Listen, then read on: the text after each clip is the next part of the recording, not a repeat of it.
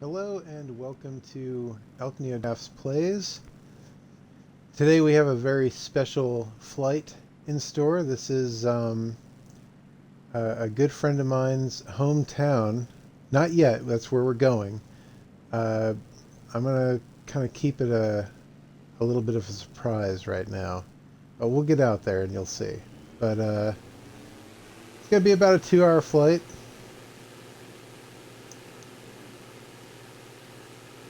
And man, we're starting off on a dirt runway. So kind of kicking up that dust. Kind of getting that sense of being in the middle of nowhere.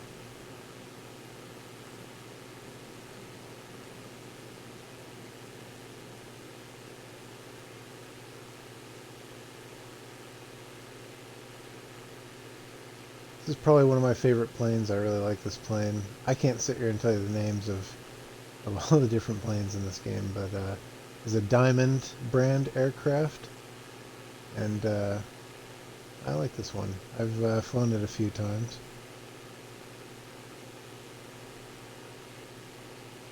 Alright, so we want to get up over this lush forest. I haven't even told you where we're flying yet, but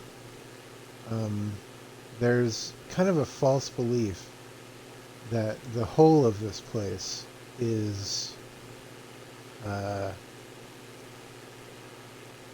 like dusty and dry. And here we are right off the bat over a lush forest.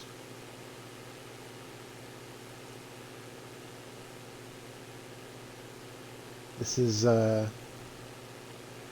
real weather patterns. Uh, Time of day is accurate. I think it's like 11:30 a.m. there, and we're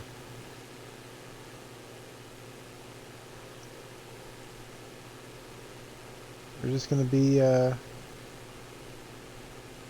flying over to our destination. We've got a huge, uh, beautiful view of water to the left. Yeah, I might as well go ahead and let the cat out of the bag now. I'm doing a flight for my friend Brittany, who lives in Australia. She doesn't know I'm doing it yet. I purposely didn't tell her. Um, because I wanted to kind of see how this stream went first. If it sucks, I keep it to myself. But I'm feeling like it's going to be pretty good here. But so yeah, we're on the southeast area of Australia. We're flying west to a town called Bacchus Marsh, or as I like to call it, Drunk God's Swamp. Uh, Bacchus was known for two things, and that's women and wine. And I'll tell you this, the only other Bacchus I can think of is Jim Bacchus, who played the millionaire on, which I've been pining for years. No streaming service has it. I'm not buying Gilligan's Island for $4 an episode. Get out of here. It's not going to happen. Give me the whole thing or nothing. In my desperation, I came this close to watching the Gilligan's Island movie one time, and that's a terrible movie. But sometimes you just need to taste that Gilligan's Island, and that's the only way. Because the movie, you can watch the movie anywhere. Movies everywhere. I don't have regular TV. I only have streaming service. Call us cord cutters, whatever. But man, Gilligan's Island, I've been pining for that for years. Got a lot of wind pushing us around. I've been planning kind of a flight over Mexico. There's a section of Mexico, like a vast section of Mexico that has tree coverage like this for miles and miles and miles. And I've been kind of planning a flight over over that section of Mexico, but I'm trying to nail down exactly where that area is. I know it's the area with all the Mayan ruins, and I know I can pick out Mayan ruins on the flight simulator and just fly by them, but I don't know exactly where it is. And one of these days, I'm going to nail that down and do it, because I think that would be an amazing flight. I'll tell you this too: the Sydney Opera House was pretty close to where I took off. I could have kind of adjusted my flight plan a little bit to get to the Sydney Opera House. But I decided not to do it because my whole thing is ignoring landmarks. I don't care about your landmarks. I want to make a legitimate flight. I don't want to, this isn't a sight, I mean, it technically is a sightseeing tour, but not in the stricter sense. I'm not doing it in the same way everyone else is doing it. These are very mechanical flights. I'm getting from point A to point B. And yeah, we'll diverge a little bit and look at interesting things, but they're not going to be the things that most people are interested in, frankly. I'm shooting myself in the foot. You know, it's not like I'm trying to grow my brand. I just do this because I like it. Uh, but if I was trying to grow my brand, I know that I'm doing it the wrong way. Thankfully, that's not what I'm doing. I don't care about that. I just want to fly. I want to make cool flights and, pop my head into these little neighborhoods and make snarky commentary about what I see and talk about Gilligan's Island and the Goddess of 1967. My girlfriend, um, before the flight, she knew I was flying in Australia, and we were talking about the kind of cultural touchstones from Australia, and we both quite favor a movie called The Goddess of 1967. It's about a Japanese car collector who to Australia to buy this extremely rare exotic car. I think it was a Citroen something something, I can't remember. But these people, this family in Australia, are selling this car, and he goes down to facilitate the purchase. And he goes up to the place, completely bizarre family. But they have this daughter, and she's blind, but they're like, okay, you need to go. We don't have the car here. You need to go across the country. Like, you could have told me this when I bought the car, but you need to go across. I don't know how far, but you need to go like a pretty good ways to get to where we have the car. So you got a road trip. Take our daughter with you. She'll facilitate the purchase for you, and then you can, fly the car out of one of the airports to Japan or whatever. So the daughter is played by Rose Byrne, who is kind of somewhat famous now. And the guy, he's a Japanese actor. I regret that I don't know his name, but he's fantastic in it. She's fantastic in it. They have kind of a romance thing going on. There's like a romance angle to it. But man, it's a great movie, and it might be my favorite my favorite cultural touchstone from Australia. And it's this movie that like no one's ever really heard of, but I love it. And there's this dance scene in it that's incredible. In fact, I was looking up different scenes from the movie before, I don't know, I guess to get in the Australian headspace. And there's this dance scene in it that's like so iconic. It's probably my favorite dance scene from any movie, period. Pulp Fiction had a pretty good dance scene, Goddess of 1967 blows it out of the water. And while I was looking up these scenes, I saw, oh, the whole movie is on YouTube. It was uploaded a year ago. And I had this fleeting thought. I ultimately decided against it, but I had this fleeting thought of, I have a 2-hour flight. It's a 2-hour movie. What if I played the movie on my phone and did a watch along during the flight? But here's why I didn't do that. I mean, A, if any audio gets picked up, I could get like a copyright notice. I'm not trying to get my account flagged. But B, every time I've tried to create a bit, it really sucked.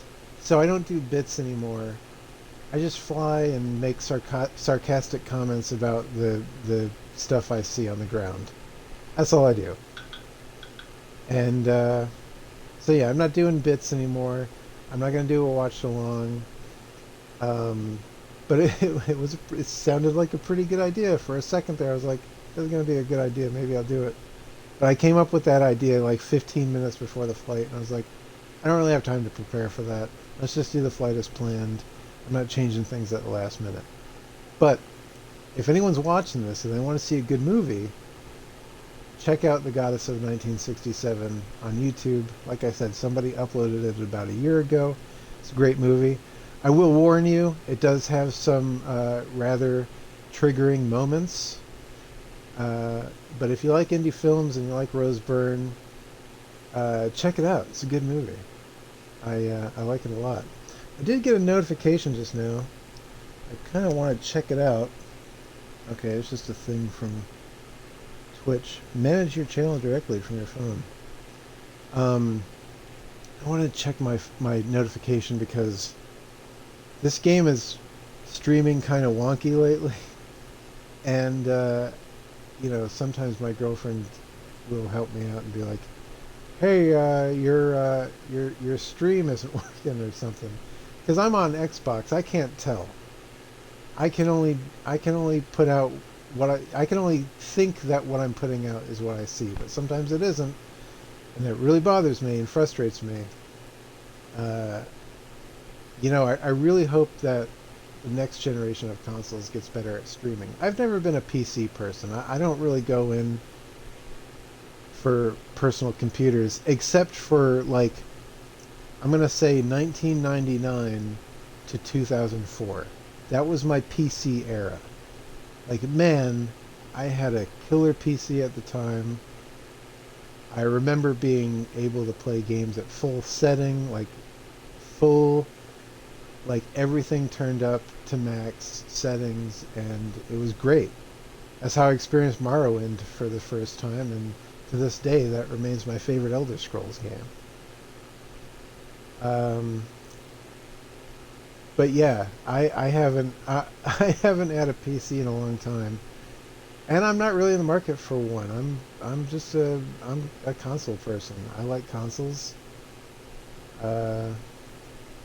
You know, I mean, the what you see on consoles is somewhat comparable to what you see on PCs, and I know that's only because developers hold back on the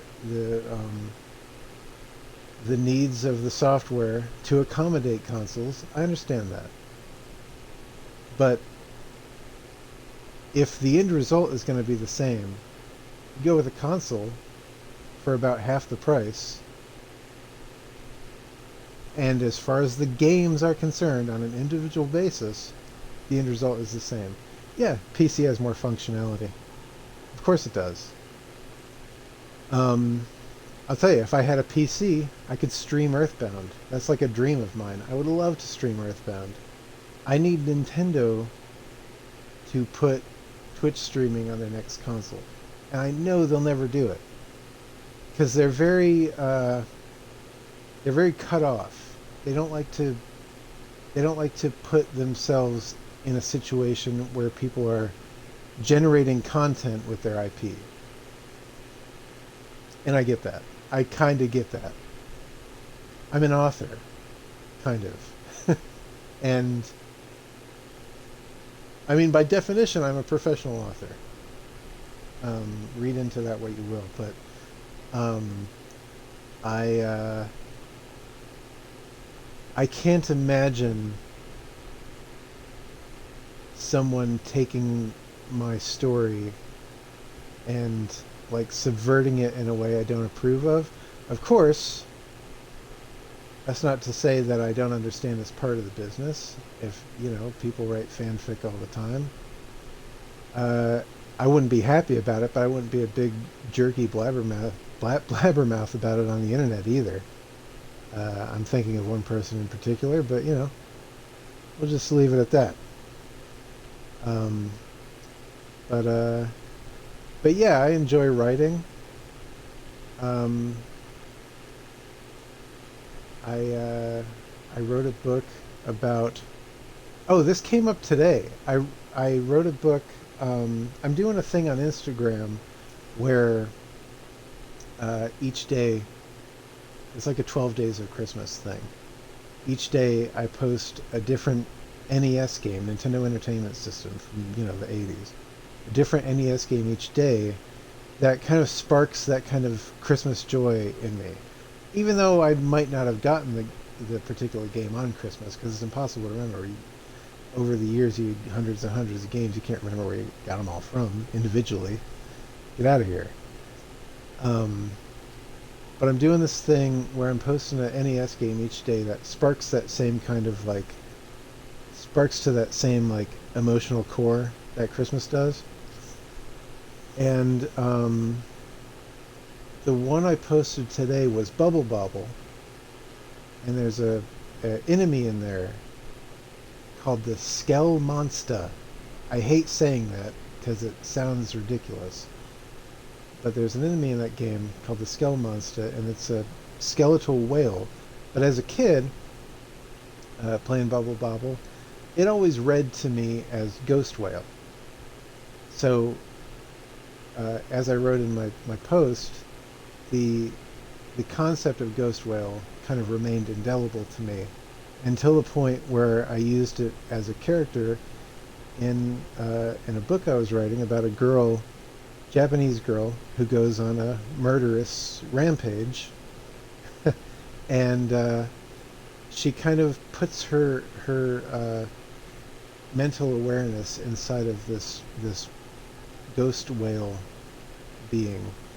This it's a yokai called the Bake Kujira, and so I posted about that, and yeah, each day I have another one going. I think I have Instagram link on my Twitch, so if you want to follow my 12 days of Nessmas, follow me on Instagram. Uh, Otherwise, I'm streaming Microsoft Flight Simulator every week. If you're just joining us, we're in Australia. This is a secret flight for my friend who lives in Australia, and I'm flying to her neighborhood. She doesn't know I'm doing it. I'm all going to tell her if I'm happy with the stream, which I'm sure I will be because it's going pretty well so far. I tend to make 2-hour flight plans, and we are 19 minutes in, so we got a ways. The idea of this is to kind of fly over these locales that you don't normally get to see. Like everybody's going to fly over the Sydney Opera House. Everybody's going to fly over Ayers Rock. These are the things everybody does. But here's an example of what I'm talking about. As we're flying, we see this little kind of, I don't know, mansion out there? What is this, farmland? I can't tell, but let's get closer and see. This is what it's all about. I like to poke my nose into these little places off the beaten path and see what I can see. But we're flying to Bacchus Marsh, or like I said, as I like to call it, Drunk God's Swamp, in reference to Bacchus.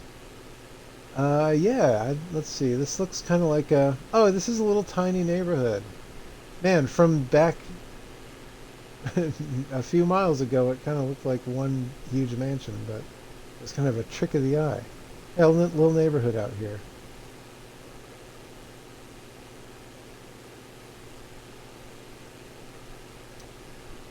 One thing about Australia is it is a lot greener than people think it is.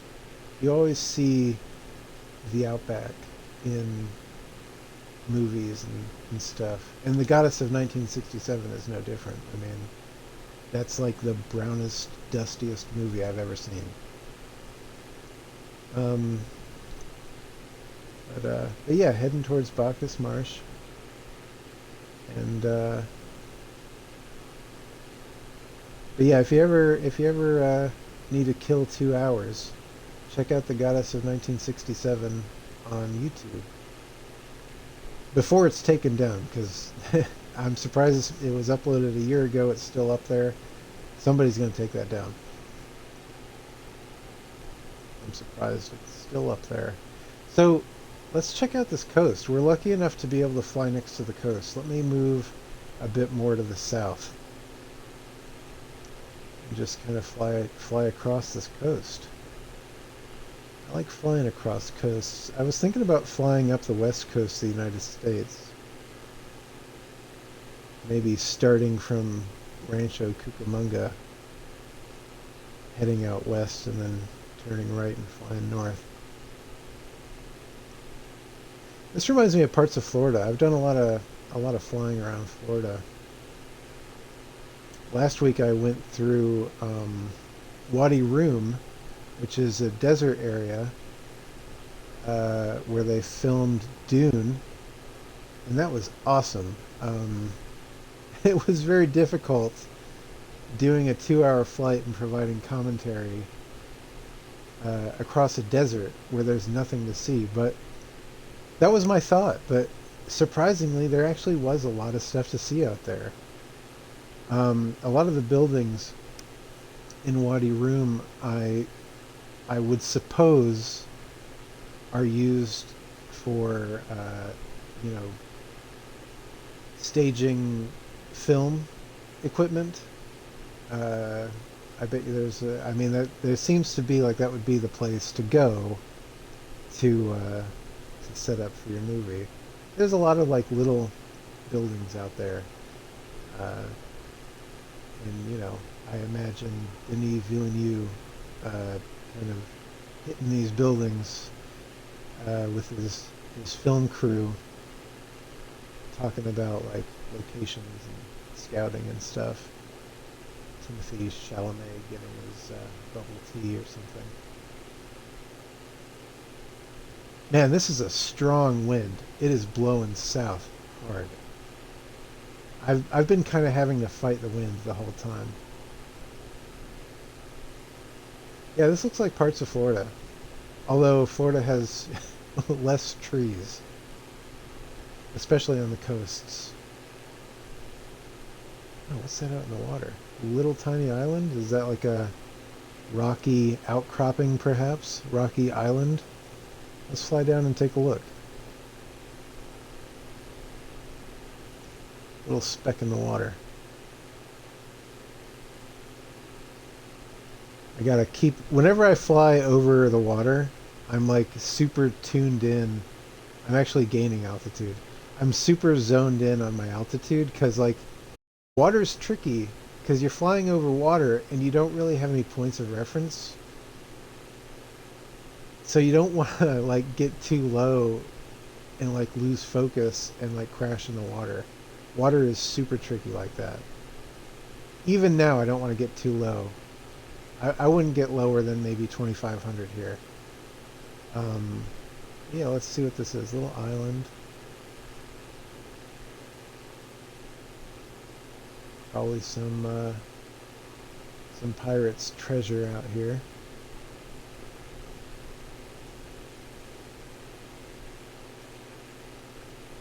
Yeah. I'm not trying to pull any serious G's or anything because I don't want to lose control, but yeah, maybe, is that like there might be a little house? Hard to tell. Nah, there's no house on that. A little island.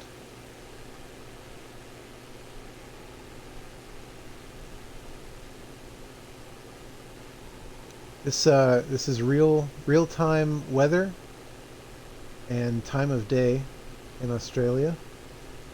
I'm uh, I'm in Florida right now, so it's dark and it hasn't rained in like a month and a half.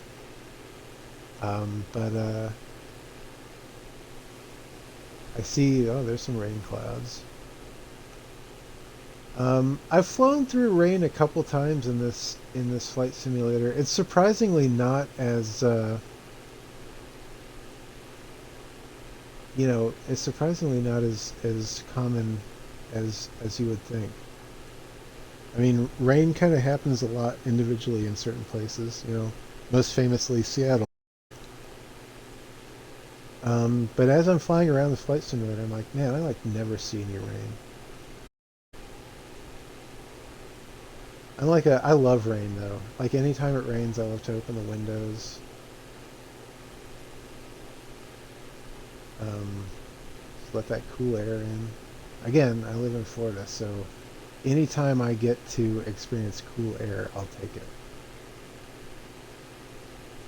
So we got some plains up here, maybe some farmland up there to the northwest a bit.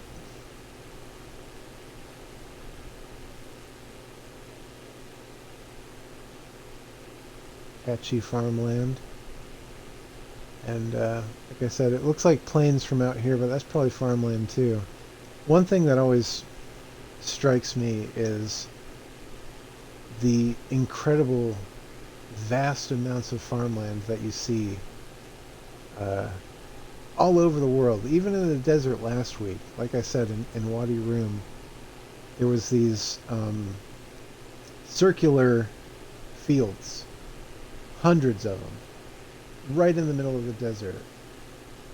And it's amazing that we can uh, grow crops successfully in such a dry climate in such vast numbers. Like, I'm not lying when I tell you there's probably about 500, 600, 700 fields out there just in the middle of nowhere. It was amazing. That honestly probably the most impressive thing I've seen in the flight simulator so far. So yeah, these are definitely farmlands.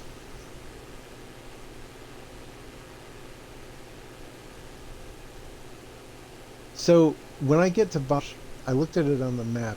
It kind of has a kind of a vertical orientation, at least as far as the buildings are concerned. Um, uh, so I'm gonna kind of drop in at the north side and fly around a while, and then there's a runway on the south side where I'll attempt a landing. Um, just for the record, this plane's landing gear is always down. So some planes have permanently extended landing gear. This is one of them.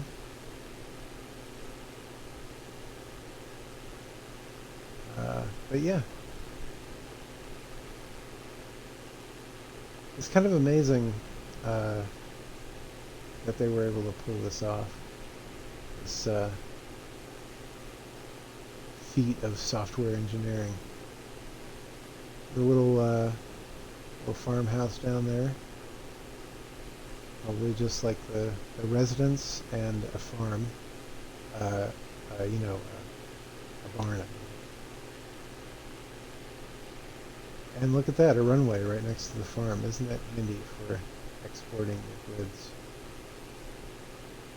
Or bossed. This farm has its own runway, man. It's pretty lucky.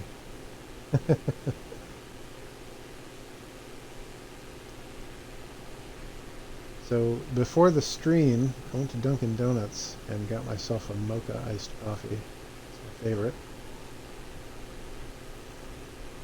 So if you hear me sipping, that's what's going on. I'm gonna lose a little bit of altitude. Look at this. Is this like, this almost looks like fog cover. Very localized fog cover. Weird, isn't it? Strange.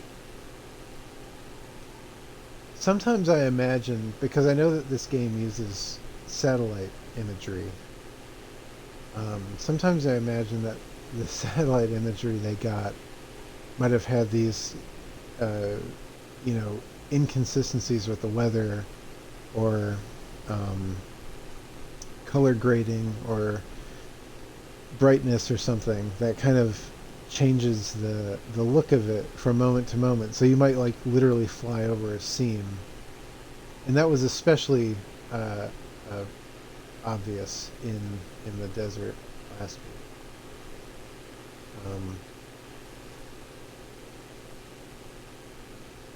So we got another little town over here.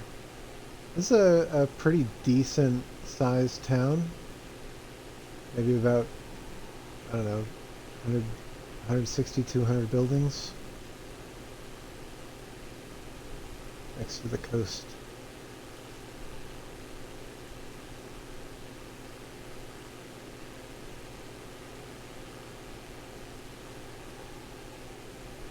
Again, still looking like Florida. Got a lot of haze out here. A lot of haze in Australia this morning.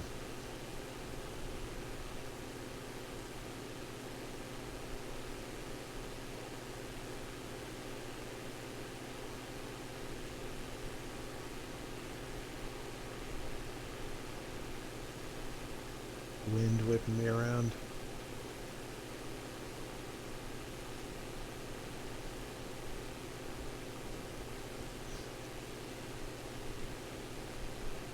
I know eventually we're going to break off of this coast because, in regards to our flight plan, uh, and the wind is pushing me south hard. In regards to our flight plan, it does kind of break from the coast after a time. But I'll tell you this: if this wind keeps pushing me to the south, uh, we're going to be over this ocean forever. We'll never get out of it. This wind is insane.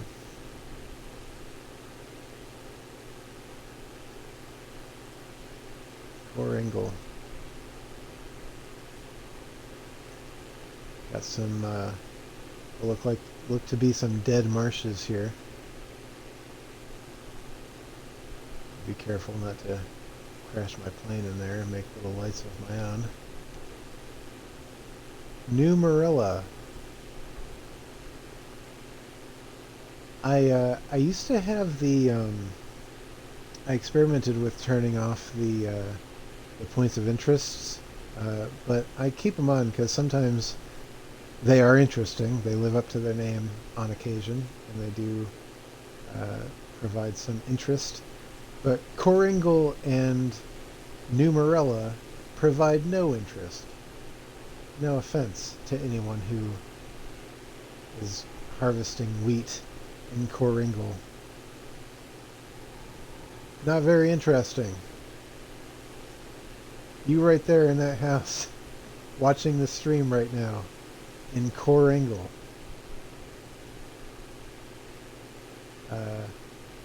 Not very interesting.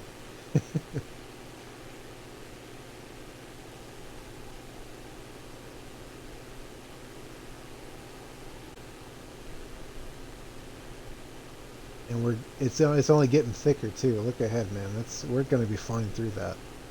Oof.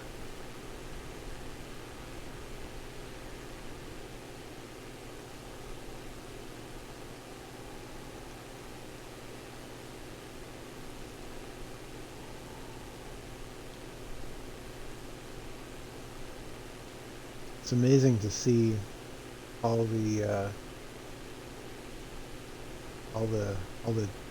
foliage that covers the earth. Like and you have to acknowledge that we lost so much of it, but there's still so huge. Like the amount of woodland just over the earth is incalculable, and we lost so much of it, but it's still such a large amount of coverage on the earth. It's really, flying over it is incredible to see. So we got Simpsons Creek. I have no joke. Simpsons, it's a TV show. Half an hour from now, I'll think of the perfect joke for that. But I got nothing now. Simpsons Creek. We've been watching The Simpsons lately on Disney Plus. It cracks me up that, I mean, The Simpsons isn't like bad TV, but it doesn't really feel like a Disney Plus kind of show. But they had to stick it on there because they bought Fox. What were they going to do? Not put The Simpsons on it? Get out of here. People love The Simpsons. But I've been watching the older episodes. We're kind of in the mid-range episodes now. And it's still okay. But those older episodes, man. Chef's kiss. You gotta love those older episodes of The Simpsons. We have a bit of a clearing here north of Waigura. Little pond. What is that little rock there? Big golden rock next to Simpsons Creek.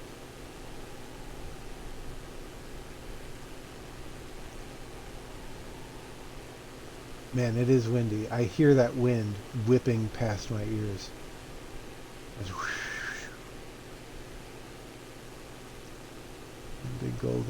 Big golden rock. I prefer the exterior view because, I mean, I can pop in to the cockpit anytime I want, but it's kind of harder to see around and see anything interesting. But I like the exterior view because, I mean, it feels more like a video game.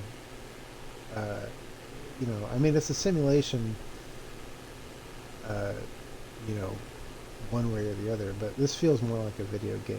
Like playing Grand Theft Auto 5 and flying around, and this is like the extreme version of that. So we're kind of slowly getting away from the coast. I am veering a bit more towards the right because I wanted to check out this little clearing here. More farmland. Pond. One thing I noticed, and I'm not seeing it so much in Australia because I think that they have more like civic centers with like pools and stuff. But one thing I've noticed in like dry areas, like dusty brown dry areas, is whenever you get to these farmlands in like Arizona or something, or even in the desert, whenever you get to these farmlands and you come across a little village, like a 20 house village, there's always one guy that and in my head canon I'm like, he's probably the most popular guy on the block. Let's go to Jimmy's. He's got a pool. It's too freaking hot out here.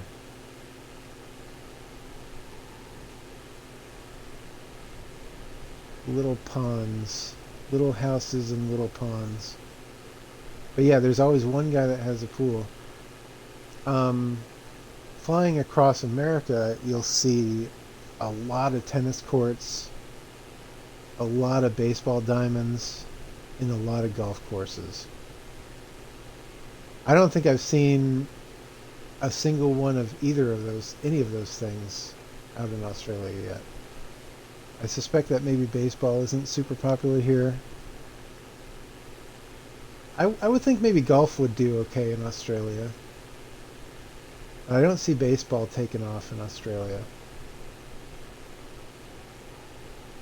Tennis probably does well in Australia too, but I would imagine that's probably relegated to like, rich people's country clubs and stuff. But those rich people always playing tennis. I used to play tennis with my friend back in the day. I had it in my head. We would ride our bikes to this local tennis court. They had like maybe three or four courts. And I don't even know how it got started. It was one of the strangest things. Like, wanna go play some tennis? Yeah, okay. So we'd ride out to these tennis courts, and we kind of got decent at it. Toastery. Hey, we're next to Toastery. Sounds like a snack you'd find in the grocery store. Next to the chicken and a biscuit crackers. But we'd play tennis, and we got pretty good, and it became like this routine thing. And my friend's name was Jay, and Jay and I would go on our way to the tennis courts. There was a convenience store, and we'd always stop into the convenience store and get, drinks, snacks, whatever. And there was this girl that worked there who, the first time Jay saw her, was taking the garbage out of the store and thrown it in the dumpster. And he had this crush on her, and he always called her Garbage Girl. Like, oh yeah, maybe we'll see Garbage Girl today. I was like, man, if you ever strike up a conversation with her, you can't tell her that that's our nickname for her. But yeah, Garbage Girl. And this was during the time of the drink Orbits, and that was like a kind of a Canada Dry that had floating like Jello balls in it or something. It's interesting because about 20 minutes ago I was talking about Timothy Chalamet drinking bubble teas and Wadi Room, and now I'm talking about more floating garbage drinks. And I mentioned Canada Dry. Those were really good too. They had a black cherry one that was, again, chef's kiss. I miss Canada Dry. This is a pretty interesting looking river here.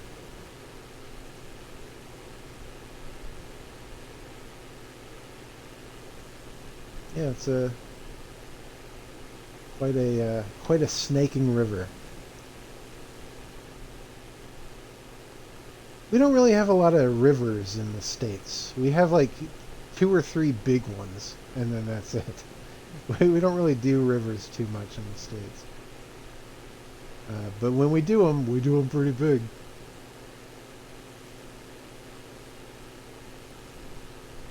It's like we have a pretty big population center off to the left. I don't want to veer off too much, but I just want to see if we can get the name of that point of interest.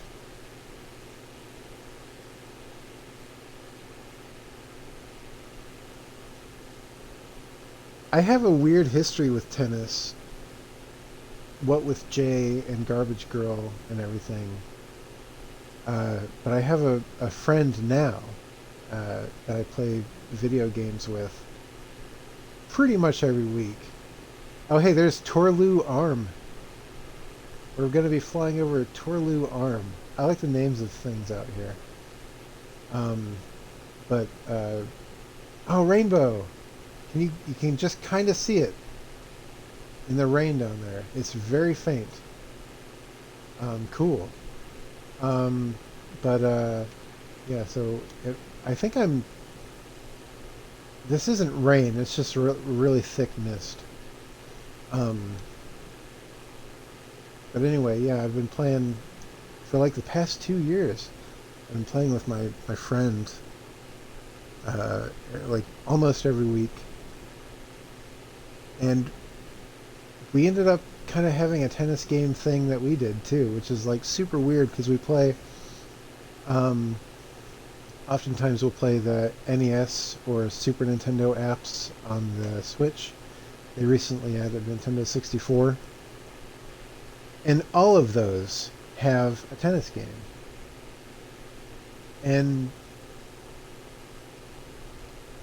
tennis is kind of a fun multiplayer game, even if you're not into the sport. As a video game, conceptually, it's pure gameplay. And man, you have to appreciate like a finely tuned tennis game. So we have an airport up here on the left. Great Lakes V. That's VI Airport. Great Lakes, huh?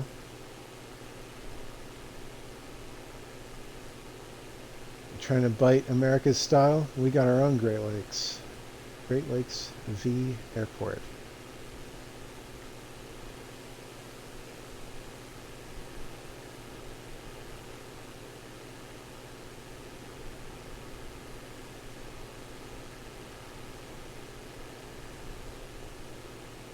Lakes Entrance Airport.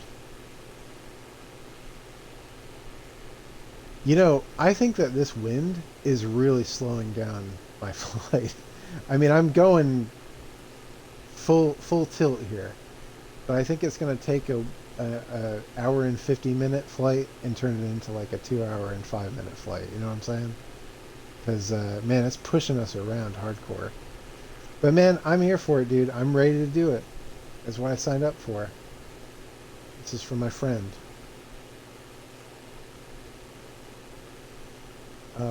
I wanted to see. I can't. She lives in Australia, so it's really hard to like give her a Christmas present.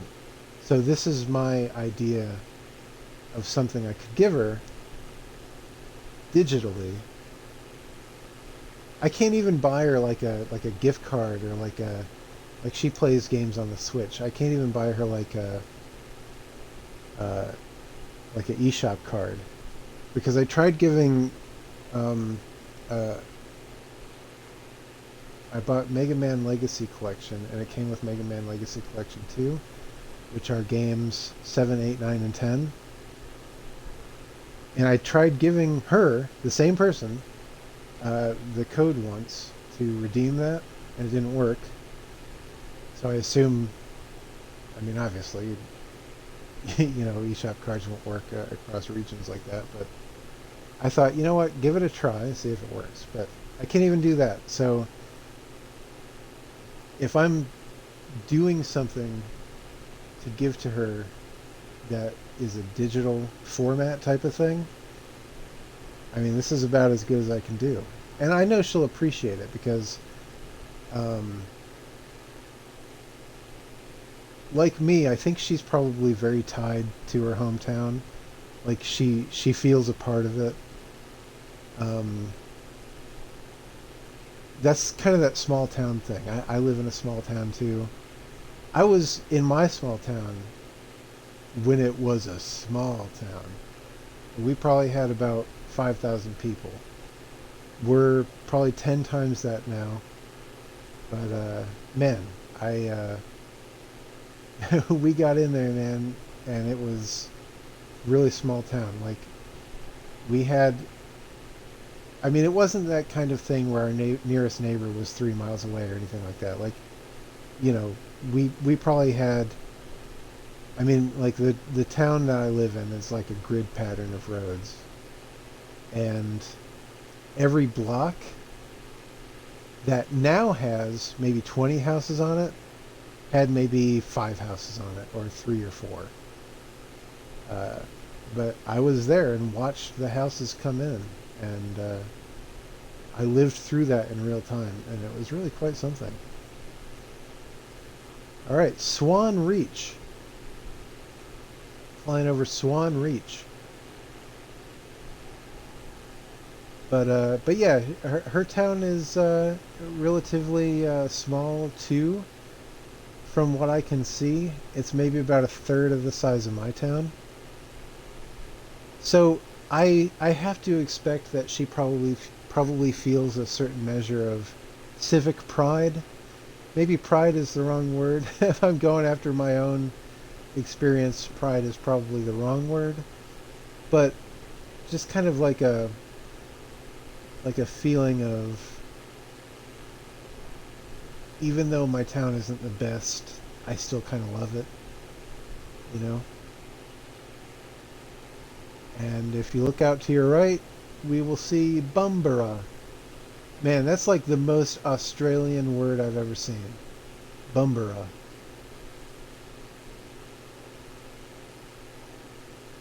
And then you got Johnsonville. That's like the most American word I've ever seen.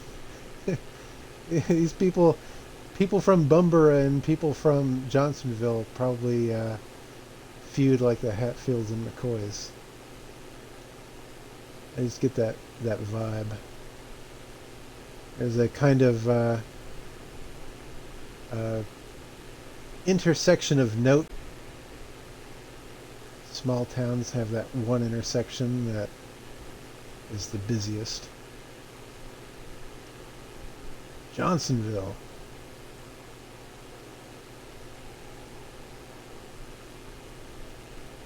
Got some pretty good cloud cover. It is. I think the wind is slowing down a little bit. You know, even before we took off, it was really cloudy back there too. I could see the clouds moving. Like, man, that wind speed is off the charts. But I think it's slowing down a little bit.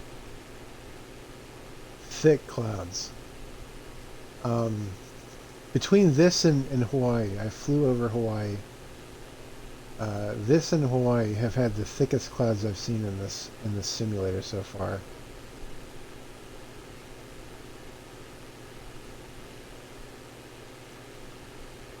There's two schools of thought here because I would love to get over the clouds just to, you know, not have to deal with them. But then I'm missing out on these points of interest, which is kind of the whole point of the stream.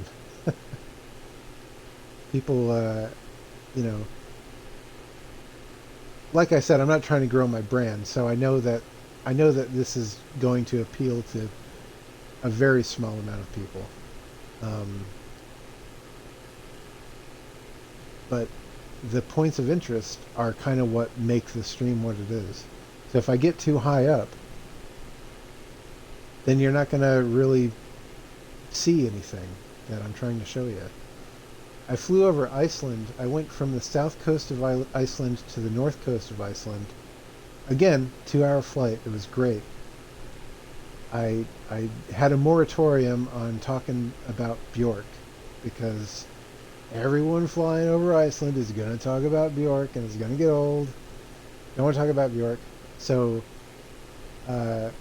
but it was a 2-hour flight, and about halfway through, there was this really incredibly mountainous region that was so uh, uh, um, high and uh, it kind of forced me up way higher than I wanted to be, and I don't remember my exact altitude, but I think I was at some point flying at about 10,000 or 12,000 feet high. And you know, that's fine for a regular flight, but I'm trying to stay low so I can look at what's around. But it's just these mountains. It's, you know, quite a large region of space that kind of just forced my altitude way up. So we got luck now. Doesn't It doesn't look like a very lucky place to me. Kind of a brown dead spot on the earth. Just brown and dead. Luck now. Yeah. Pretty big population center here. Let's kind of cruise over it. That's probably that wouldn't be a grocery store. That's the wrong shape for a grocery store. Maybe that could be like loading. Yeah, you know what? That is a grocery store. That probably loading bays in the back and whatnot. That's definitely, look at the parking lot. That's a grocery store if I've ever seen one. Yeah, see, this is where This is where we're getting into, you know, little Tommy's paper route and the church and the school and the karaoke night at the bar, Bairnsdale. Kind of a big red spot right in the middle of Bairnsdale. Let's see what that's about. And get lower.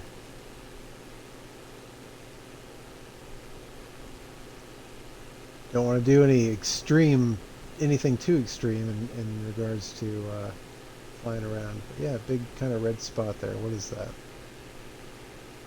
Hard to tell. Some red roof in the middle of a sea of gray.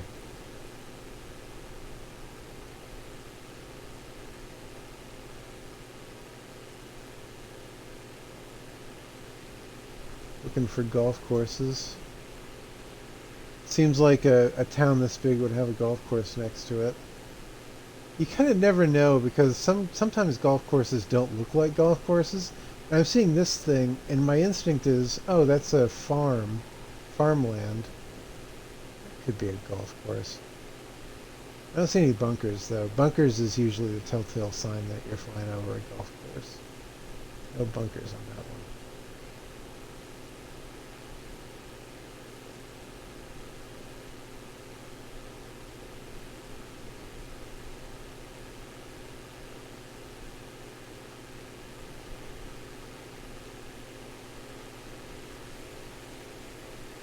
Bairnsdale. Don't want to ignore my iced coffee because too much ice melts in it and gets.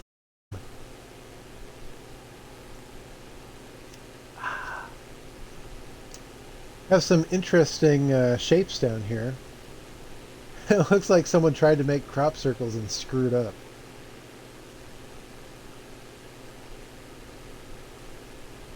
Yeah. I saw a documentary on TV about crop circles. Thought I'd try making some. Didn't know what I was doing though.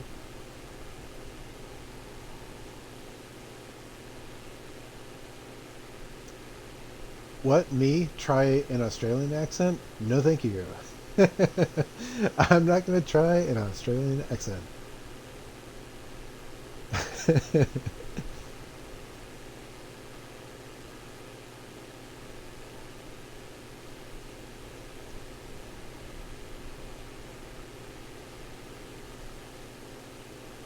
Yeah, this is a lot more interesting than the desert.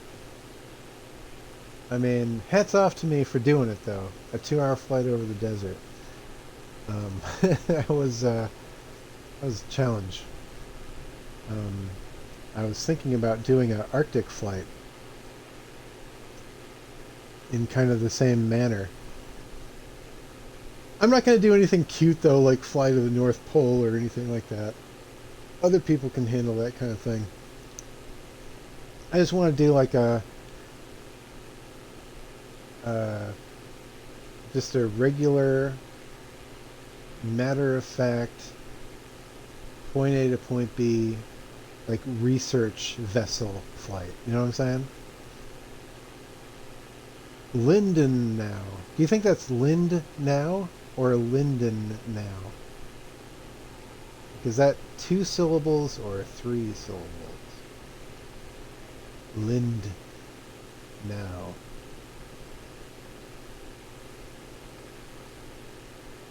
Maybe that's 3 syllables.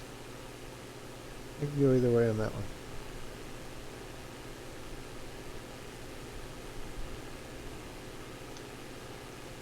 Thankfully, the wind has slowed down a bit. That was ridiculous, man.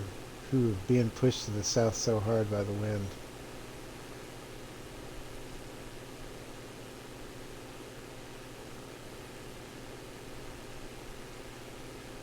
I'll drop a little bit here. Getting, there's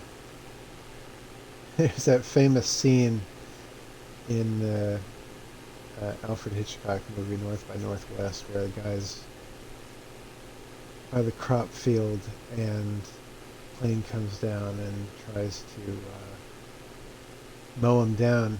And man, you got to remember, dude, that was before CG, and really before any kind of like realistic practical effects. So they really did that, man. Can you imagine? Like, okay, well, what you got to do is stand in this field. Peter's going to fly a plane down and try to kill you, the actor. That's what we're going to do. Just try to dodge out of the way. It'll be fine. They did that in a movie. That's some real Buster Keaton stuff, man. Can you imagine? Oh my God. North by Northwest. It was a great movie.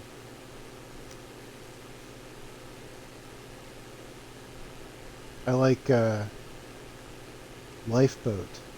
I like Lifeboat. That's a good movie by Alfred Hitchcock. And Rope. Cool thing about Rope is it's filmed. It wasn't actually filmed all in one take, but it's filmed to appear as if it was all filmed in one take. And the only reason they didn't do it in one take is because the film reels could only, you know,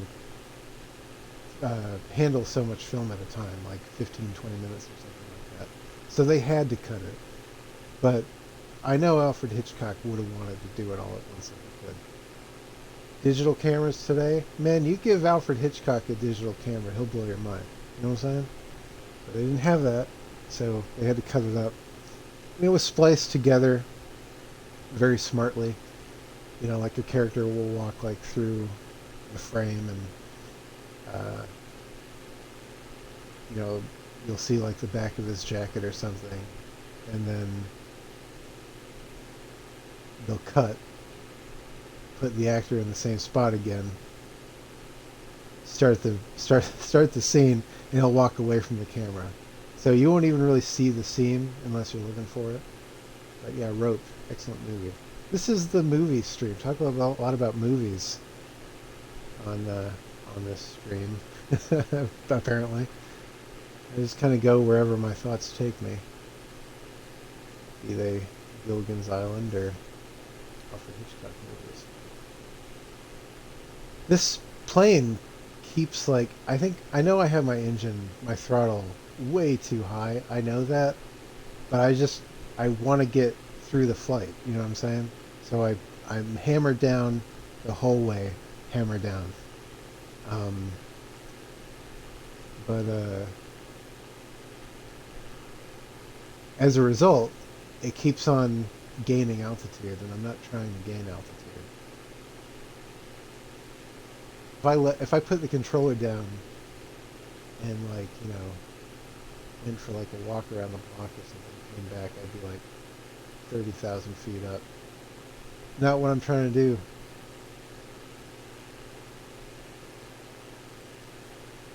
Got to make subtle adjustments all the time. It's like Desert Bus. You can't just tape the controller down. You constantly have to adjust it.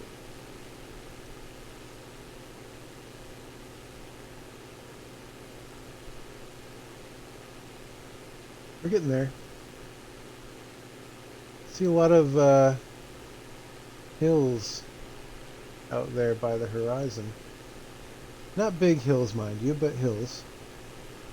You gotta understand, man. Like I said, I'm from Florida, so anything looks hilly to me.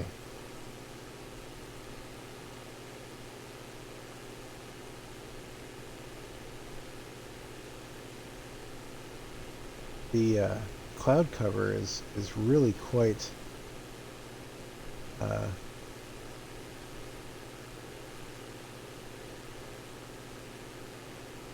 copious today. It's really quite like I'm not getting any sun out here. I think that this is probably not the case for. I have a feeling that this is probably not representative of Australia, this weather that we're seeing right now, day to day. I expect that Australia is probably much more sunny than what we're seeing today. This is high noon, essentially, right? Let's see, it would be 12:37 there right now. Basically high noon, and Man, you wouldn't be able to tell.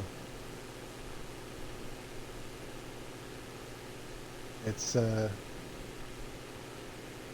cover is like I said, quite copious. But I have to imagine that people uh, living through the heat of Australia appreciate this type of weather when they get it.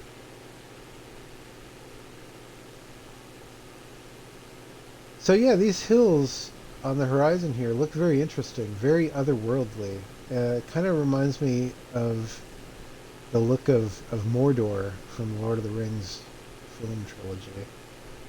It's like stark brown gray mountains. Not mountains, but you know what I'm saying. Just peaks and valleys.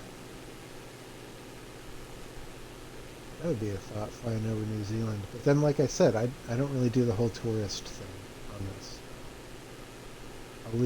I'll leave New Zealand to other people. It would be fun though, not gonna lie. If I did do New Zealand, I would do something like, you know, off the beaten path. It wouldn't be the Hobbit tour or anything.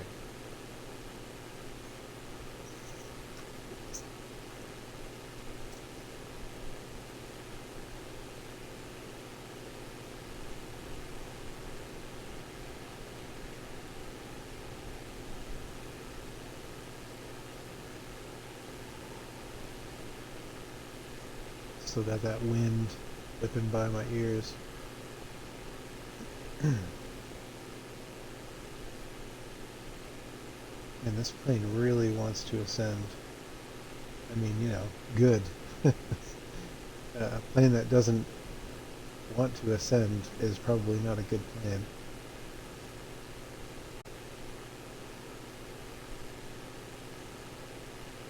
Get down a little bit.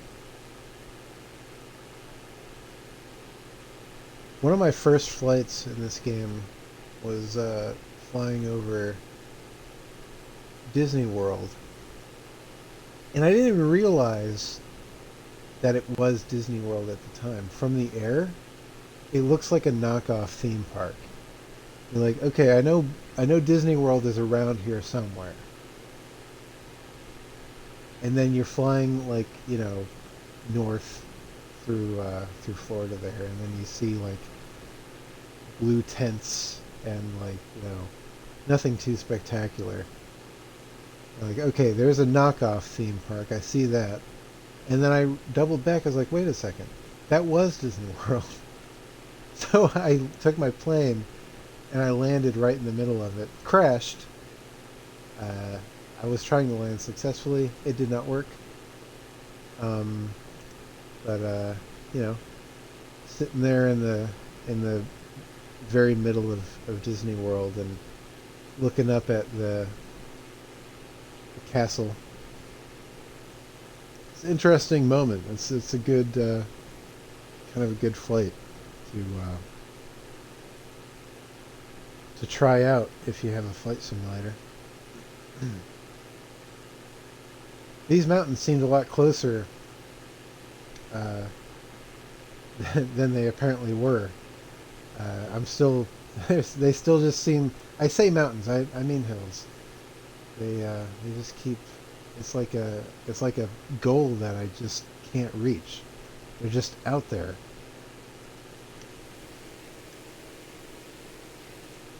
You know what I think it is? I think what is happening is I've been flying over them the whole time, but they look different as I get closer, more folded in, so they don't look like the same brown hills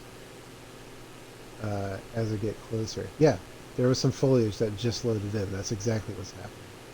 So from a distance, they look like gray and brown, but as I get closer, they just look like this. That's what's happening.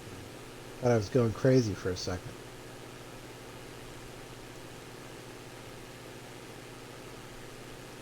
Valencia Creek.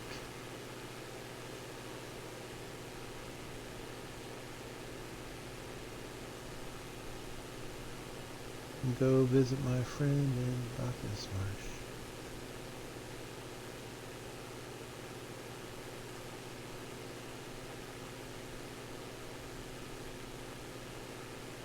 Oof, man, that is almost a whiteout. Hard to see.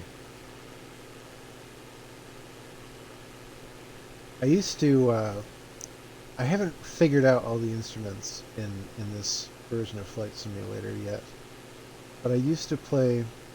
Remember when I said I had a pretty good PC from 1999 to 2004? I used to play um, whatever the current gen Flight Simulator was at the time, and I was so involved with it, like I read the book. It has like a 300-page manual. I read that. I memorize it. I was so involved with it, like the minutia of it. I understood every like toggle, every switch. It didn't have like 30 planes. It had like 5 planes. But I understood, like, I grokked everything about that particular flight simulator. So I mean, that was 20 years ago.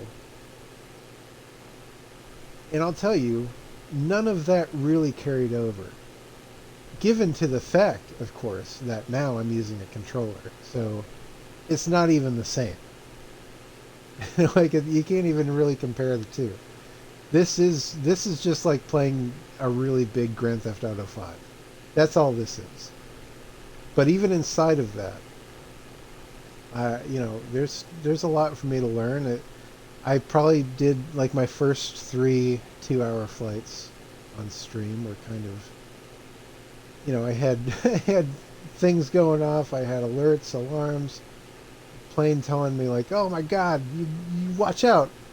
But now it's just kind of smooth sailing because I've ironed out those kinks and just it's kind of a more even keel kind of flight. Uh, but but yeah, none of it carried over, man. I mean, even though it was 20 years ago, and I probably wouldn't have remembered much anyway. And even if I wanted to hook up a mouse and keyboard to my Xbox, I'm sure that I could. But I'm not going that route. I just want to play with a controller. I like a controller. Uh, like I said, I'm a console kid. I like consoles. Oh my God, these clouds are dangerous. I might actually have to get above these clouds. Ugh. Okay. There's a pocket here. Let's fly through this pocket. I'm not trying to crash, you know? Let's fly through this pocket. Thank goodness there was a... Whoa! Oh, it's windy. Thank goodness there was this pocket here, but let's get out of these clouds. Oof. Oh my goodness. This is crazy. Who knew that Australia would have so much cloud cover?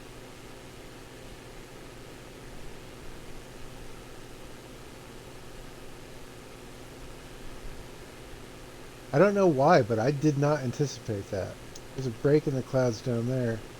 I'd rather not chance it. I feel like if I go back down,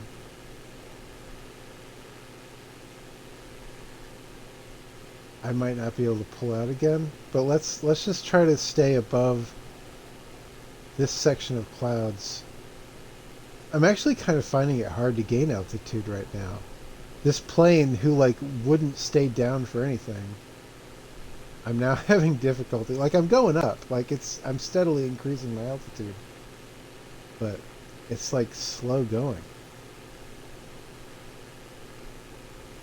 I'm like suddenly nervous about like not being able to get through all this. This is not good.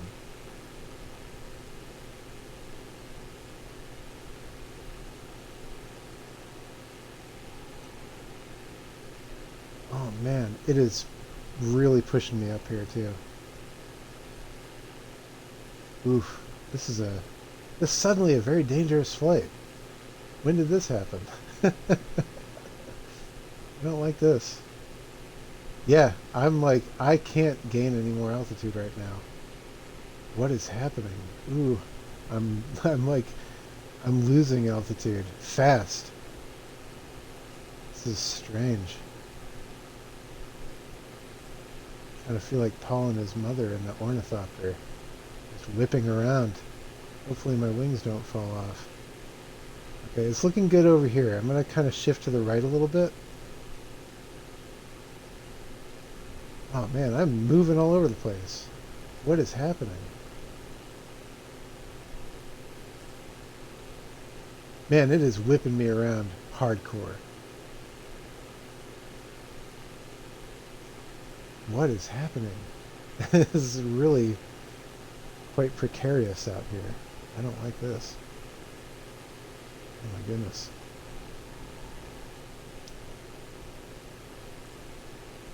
Just trying to keep my wings level. I can't gain any more altitude. I don't know what is happening. I have a pretty good clearing here.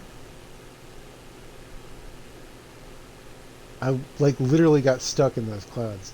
You know, I think the wind was so strong and it was pushing me from side to side at such a rate that gaining altitude was, it became this very difficult prospect.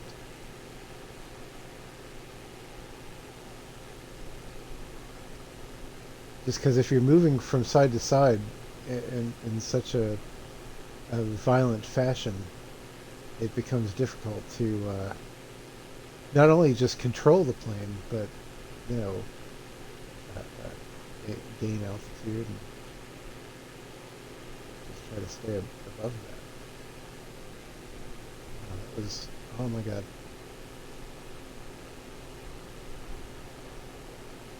I might have gotten past like the hugely dangerous section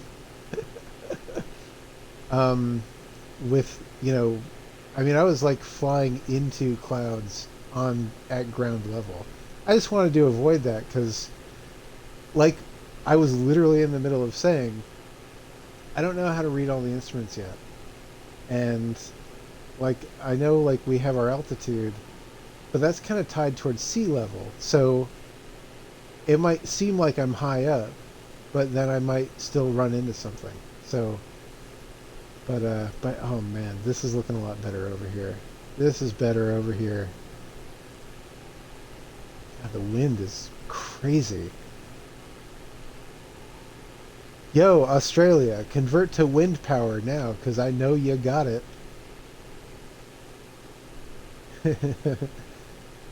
Y'all gotta do what the Americans seem so reluctant to do.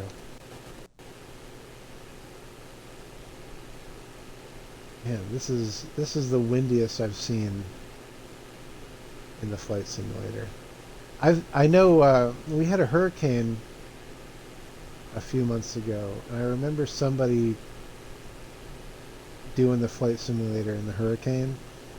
And I was thinking about doing that, but then I thought, you know, that might be kind of tactless. It sounds interesting, like something that you'd want to try, but I don't know, man. It seemed kind of tactless. You know, I don't want to be the new Taika Waititi. You know what I mean? Tweeting what he construes as jokes at people's expense. I'm not about that. I'm not trying to entertain people by other people's expense. You know what I'm saying? I just want to keep it cool and make my dumb stupid flights. That's all I want to do. All right. We are past the worst of it. Look at those clouds. That's what I came out of. Oh my god, those clouds. Crazy.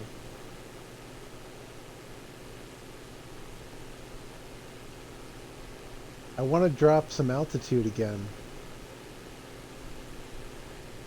Because I don't think there's a need for me to be this high up. But then again, we have a whole bay of clouds ahead of us now. Can't shake these clouds. Australia, what is up with your clouds? I didn't know it was this cloudy in Australia.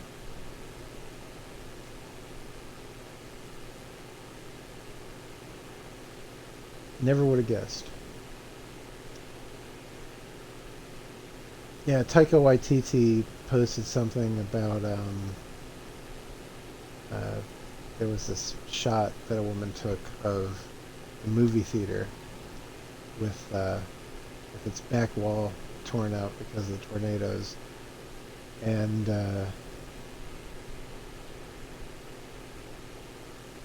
it is objectively an artistic shot. But Taika Waititi uh, posted that shot with a caption about breaking the fourth wall, and like it might be a well-crafted thought, but here's the thing, man. You don't want to make people be the subject of your cool post. You know what I'm saying? Like these people are going through a lot, and even though your thing you think might be finely crafted or like it's interesting commentary on, you know, whatever, blah blah blah. At the end of the day, people don't want to be, you know, people who are mourning don't want to be the subject of your cool tweet. You know, so just leave them alone. Let them have their moment. Struggling with the tornadoes, the aftermath of the tornadoes. Leave them out of it. So I kind of side on the on the side of the people. You know,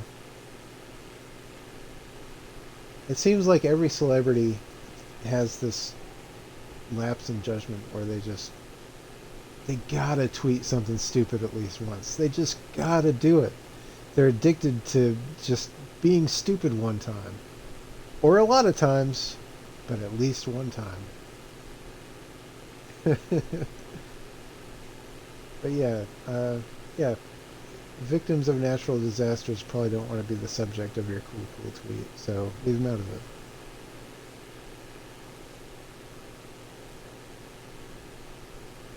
I can't tell if these clouds are ground level or if I can slide under them. I think I gotta stay up high again. I don't want to be this high. I want to get down to the ground and see all the cool stuff. Well, whatever.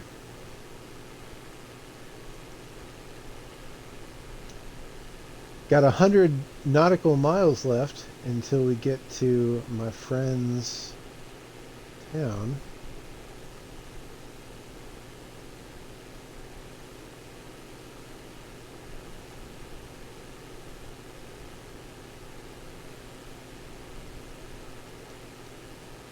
I hear my cat getting into something, but I can't tell where she is.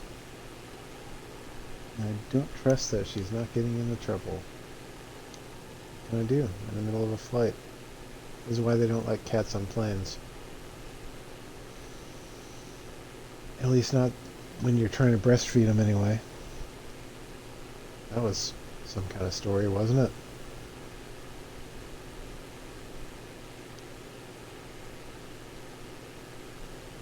Alright. Yeah, it's incredibly cloudy. I'll take another sip of my mocha iced coffee.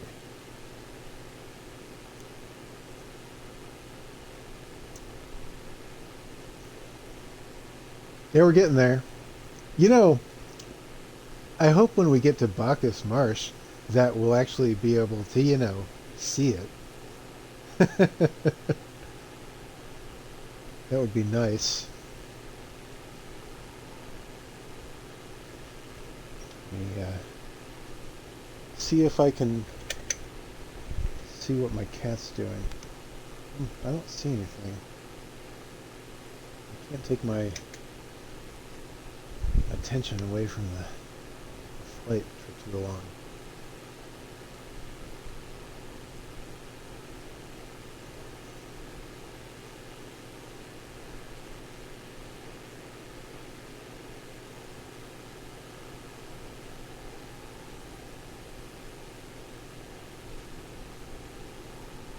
Especially in these winds. Take your attention away from the flight and these winds. That's a recipe for disaster. Man, it's really shaking me around too.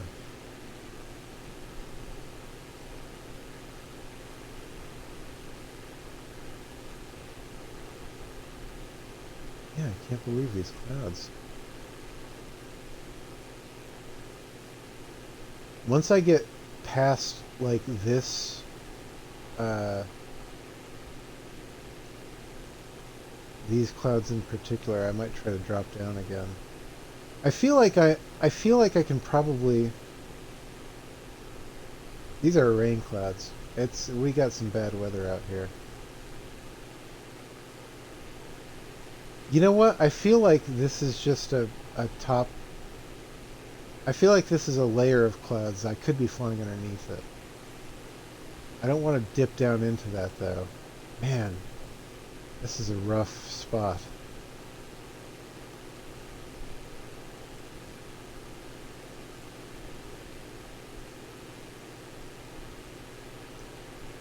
I think I just want to maintain until I can get to the other side of these clouds. I don't know. If I see an opening down, I'll take it. It's just I feel that these are rain clouds, and underneath, if I'm trying to stay out of turbulence, underneath is probably worse than on top. Up here we have to deal with wind. Down there we have to deal with wind and rain.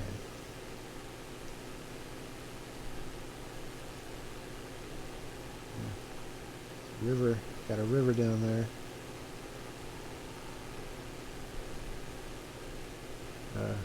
Ridge beside a valley to the left. Yeah. Whoa, man, it is pushing me around. Yeah, I'm kind of thinking that I'll dip into uh, the next clear spot, maybe down there. Because I do want to get back down to looking at like the scenery and stuff. Because I feel like I'm missing everything, you know? See, my fear is I'm going to get down there and realize that these are ground level clouds. And I won't be able to get back up above them. They don't seem as thick as the ones that we went through before, so it should be fine. Yeah, let's try to get down underneath.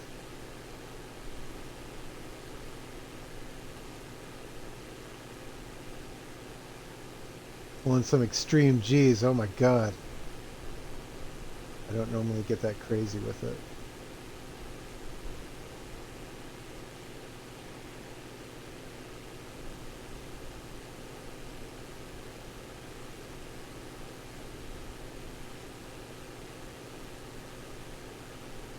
I mean, at the end of the day, I'm trying to make the stream interesting, and just sailing over clouds indefinitely doesn't really do anything for anybody.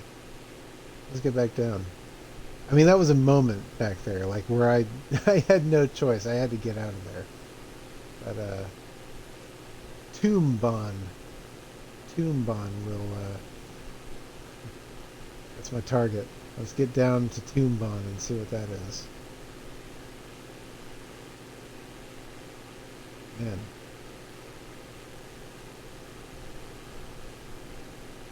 Yeah. See, so we're 5,000 feet above sea level, but probably about 1,500 feet above ground level. So you can't really trust your altimeter in that regard. So just flying in this thick clouds is a dangerous prospect. Yeah, we're back in it again. Jeez.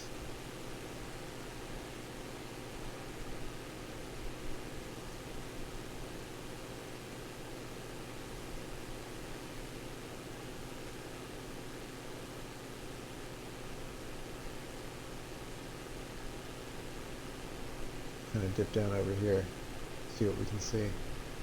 And here's the thing, just as insurance, if I crash, you know, I'll I'll make it up with like a secondary flight from about where we crashed. Because I'm still doing this. At the end of the day, we're getting to Bacchus Marsh. Aberfeldy. We got a big ridge here. Oh man, it is blowing me around. I thought we were past all this. This is rough, man.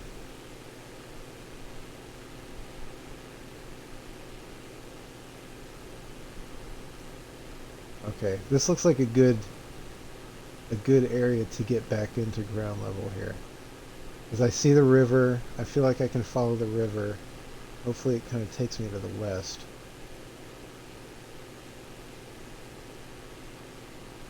I just don't know how much clearance I'm going to have this low underneath the clouds. These are definitely rain clouds, so this is going to be a very interesting next couple minutes.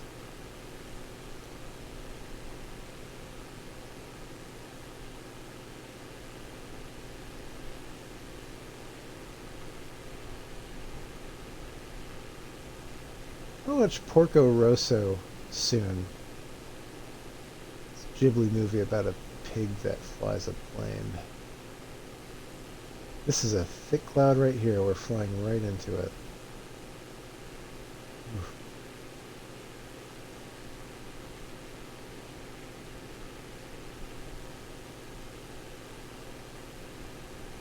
This is one of those moments where I'm like, there's going to be ground right in front of me. Oh my goodness. This is scary. Okay. Oof. All right, 90 nautical miles to go.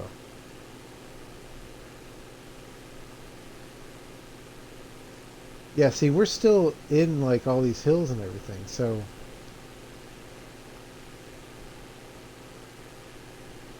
kind of got a glitchy hill over here.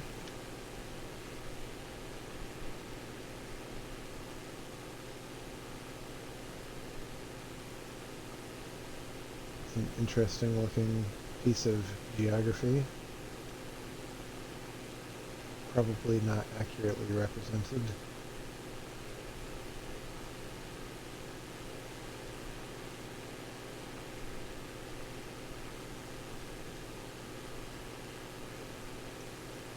So I can kind of see, well, let's see here. Yeah. See, I have this, if I'm flying through the clouds, I can definitely pop into my cockpit and see like my horizontal orientation. So I don't have that in the exterior view. So at this point, playing the I'm playing the screen inside the plane.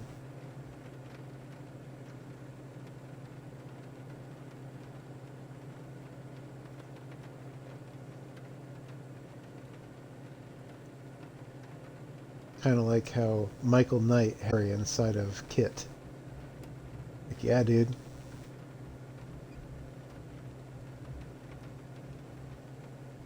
You gotta play Star Raiders. You gotta play Star Raiders while Kit's driving you around.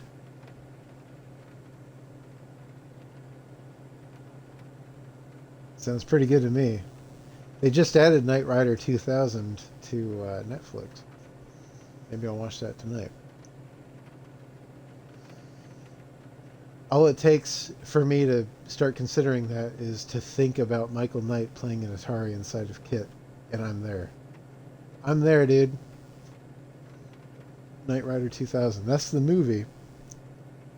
And I'm disappointed that they changed the look of the car. But Knight Rider's still Knight Rider. Unless you're talking about the new one, which I haven't seen, but I haven't heard very good things about.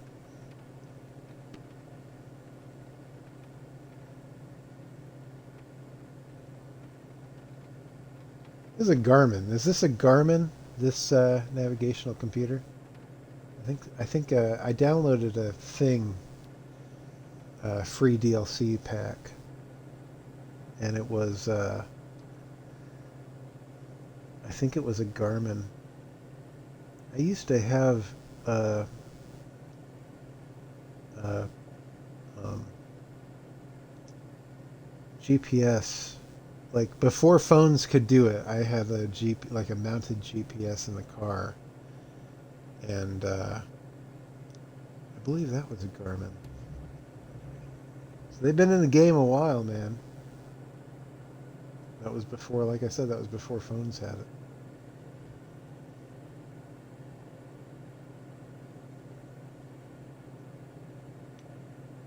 Look out the window here.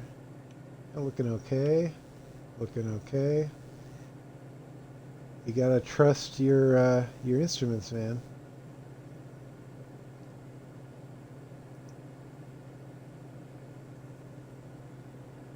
Seems to settle down a little bit, so that's good.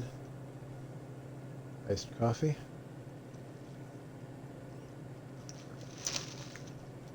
Still icy and cool.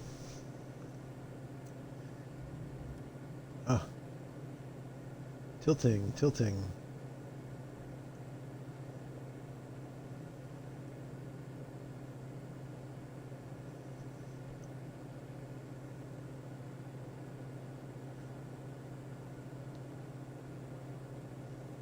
Yeah, you know what? I gotta tell you, man. Popping into the cockpit through these clouds really takes a bit of the edge off of the anxiety. You want to stay in the cockpit so you can see your instruments. Because I at one point I didn't know if I was like sideways, upside down. I didn't know. You got to have these instruments, man. You got to trust your instruments.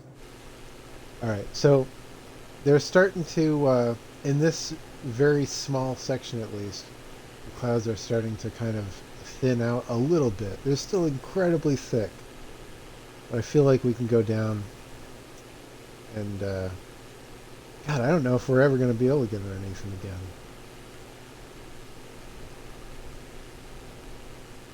You guys are having some crazy weather over in Australia right now, I tell you. Just want to get past these clouds. It's insane. Dip down. We're dipping down. This looks kind of like a marsh right here. Marshlands.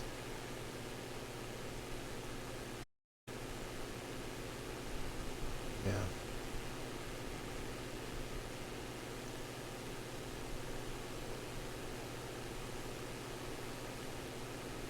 Well, it kind of ramps up the excitement a little bit trying to do this without instruments in the exterior view.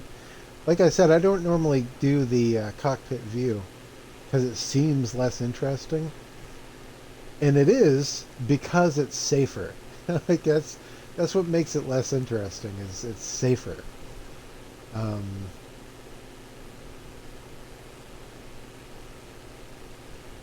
I, uh, I prefer the exterior view though, because like I said, it kind of feels more like a video game, kind of like I'm playing Grand Theft Auto 5. I recently got the Grand Theft Auto trilogy, the remaster, you know, the one specifically for ninth gen consoles, and you know, people are not liking it. It's fine. They did some. I think it's okay. One of the weirdest things about it is how everything seems so uncanny. One person, I think it was Girlfriend Reviews, said something about how it feels like everything's kind of made out of clay. And I know what she's saying because like it's like everything's like a bit more saturated and like rounded off. I think the way they process these old graphics for the newer consoles is to kind of smooth everything out, and that includes like, you know, hard polygonal edges. So everything's kind of rounded out. So like the cars, like you notice that especially on the cars, everything kind of looks bubbly and round. And I could see how someone would be like, yeah, it looks like it's made out of clay or something. Like I get that.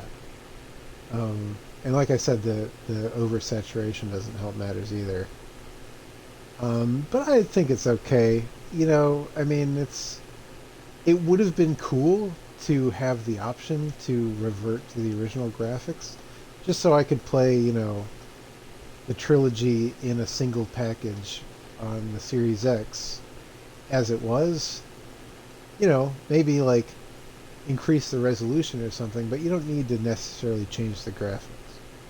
I get why they did it, and I don't think it looks as bad as people say. I think it looks okay. Um,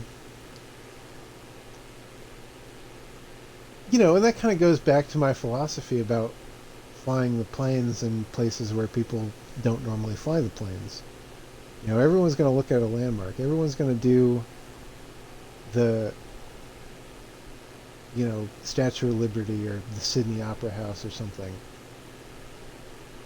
You want to create something different. So in Rockstar's position, they wanted to do something in a way that they hadn't done it before. They don't want to do the same thing over again. They already did that. So give it a graphical overhaul. Some people aren't going to like it. Most people aren't going to like it. But you're not doing the same thing again. But that's far from people's only problem with it. I'm not well versed enough in its release to sit here and bullet point everything that people say is wrong with the new Grand Theft Auto trilogy. But I understand people have their problems with it. And at the end of the day, you want your the thing you bought to be worth your money and worth your time investment.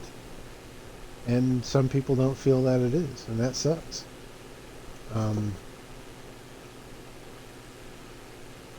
But like I said on Instagram, at the end of the day, I get to play an 80s simulator and listen to Tina Marie, so I'm happy about that. That's all I need. And speaking of being happy about things, it looks like we're pretty good on clouds for a while. We can, actually see things again. So that's nice. I like to be able to see things once in a while.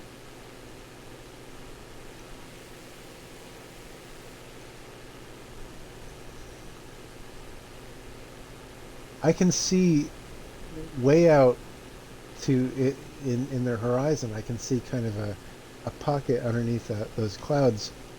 You can probably hit that. I don't think that's ground level. I think we can fly underneath those. Takes us a little off course to fly to the left that far, but I think it'll be okay. Reefton. Flying over Reefton.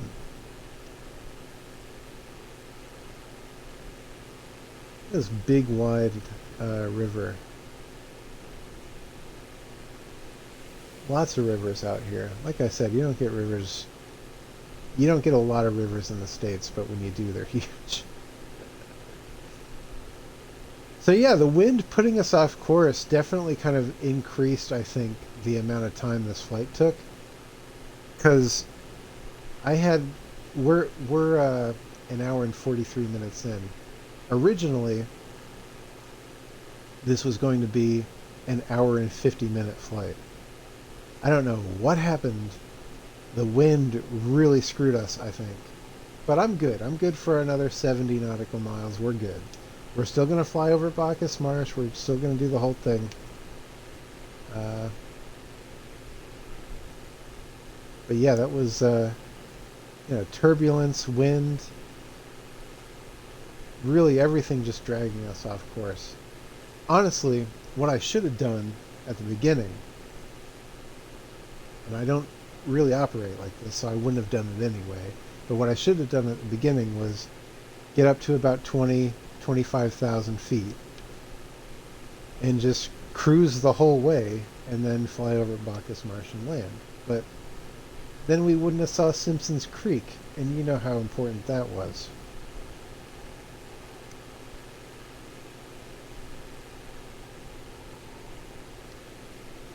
It looks like a landing strip down there, but it's not pinging on my instruments. So, is that a landing strip? I mean, it's got to be, right?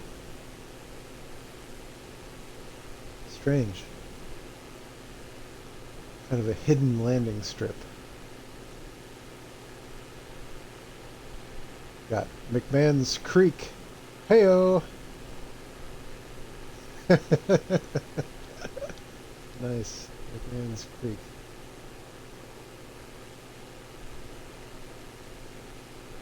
Everything's a creek out here. Everything is like somebody's creek. Simpson's Creek, McMahon's Creek. It's all a creek. Everybody's got a creek.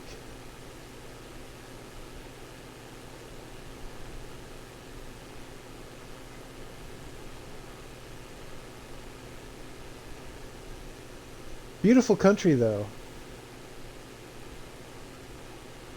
Again, I mean, I've said it before, but a lot greener than people think it is. People think it's going to be brown and dusty, and it really isn't. It's, I mean, I might as well be flying over, Vermont or something. You know what I'm saying?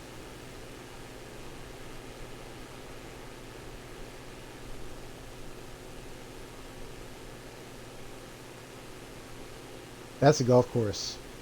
That's got it. Those are bunkers, right? Yeah, that's a golf course for sure. I don't see a lot of houses out here. There's not really a neighborhood out here. Seems like a bad place for a golf course then.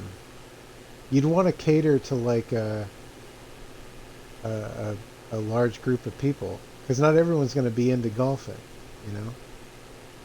So you need a golf course next to a pretty big population center, and I just don't see that out here. It's strange. Got East Warburton. Makes me think of Patrick Warburton, prolific voice actor, and plays the character David Putty on Seinfeld, Elaine's on again, off again romantic interest.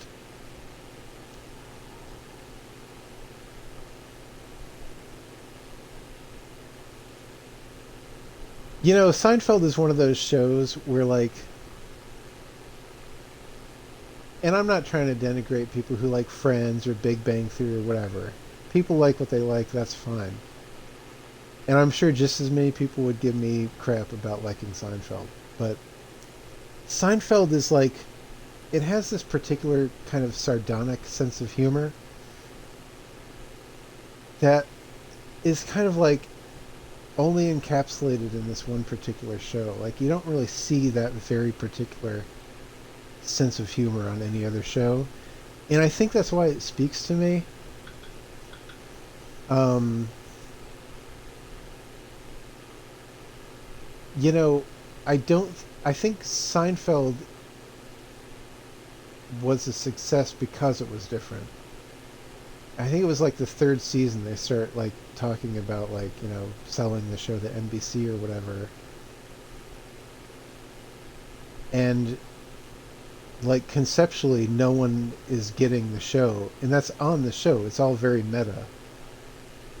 Um, but all these other shows, Big Bang Theory or whatever, they're like designed by a committee to be as appealing as possible. And I don't think Seinfeld had the same benefit. I think Seinfeld was a success despite the fact that it really shouldn't have appealed to anybody. But it did. And it's a really odd happenstance that Seinfeld managed to become popular.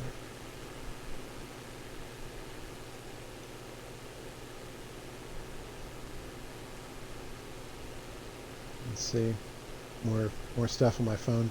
Nothing going on. Oh, hey, there's Warburton. We passed East Warburton. Now here's Warburton. And we're headed west. So how much you want to bet that we're going to come across West Warburton? I wonder if there's a North and South Warburton. I'm not going to try to find out, but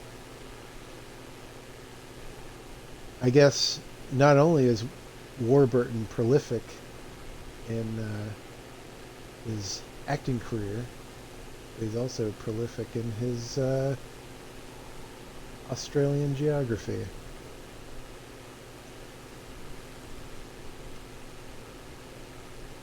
60 nautical miles. When we came out of that cloud bank, we were about 90 nautical miles away, which I made a mental note of because I thought if I crash, I'm going to want to set up about where we were. There's runways everywhere. There's a land. Oh, rainbow. Double rainbow. All the way. It's a double rainbow all the way. Oh my god. But if I crashed, I wanted to remember how far away I was so I could set up like a... Oh my god, double rainbow. That's one of those circular rainbows because I'm above it. That is cool, dude. Wow. Double rainbow, oh my god. Wow, okay. That is pretty cool. Nice. Well, that'll be a clip. Make a clip out of that.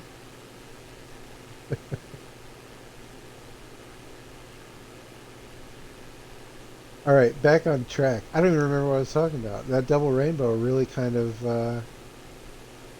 threw me for a loop. Millgrove. I was looking for West Warburton, but I don't see it, and I'm not going to bother with it. Millgrove. Double rainbow. All the way. Yeah, I saw a few rainbows so far, but nothing like that. That was a whole different kind of thing, man. That was like stark contrast, circular, full-on double rainbow. For sure. It was great. Cruise down into this clear pocket.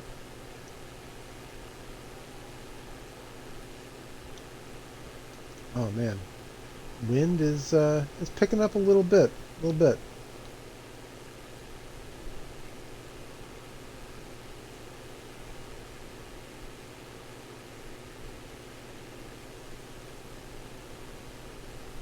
Oh yeah. Anyway, so when I was getting out of that cloud bank, I was 90 nautical miles away. I'm about 60 now. So if you think about how long that was since we got out of that cloud bank, we have like 2 more of those lengths of time before we get to Bacchus Marsh. So we're getting there. The wind really must have put us off course quite a bit because, like I said, this was going to be a 1 hour and 50-minute flight, and we've passed that, and we still have 60 nautical miles to go. So something happened. You'll have to review the footage on that one. I don't know. Something happened. Yeah, we're past what the estimate was. We're definitely late coming in. Mount Tulbewang. First off, it's definitely not a mountain. And I don't remember what it was, but about an hour ago I said, that's the most Australian word I've ever heard. Nope. Tulbewang is the most Australian word I've ever heard. Mount Tulbewang. Where's the mountain, yo? How can you call something Mount Tulbewang? It's like clearly, I mean, there's a valley next to it, so, I mean, you're thinking, okay, well, you know, ground level's lower, Mount Tulbewang ground level's higher. Yeah, but not enough to be called a mountain. It's no mountain. Get out of here.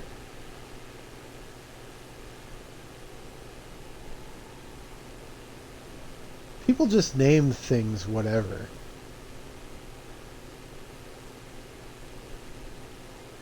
I see a lot of places in my area called like Beach View Estates or something, and I'm like, you can't see the beach from here.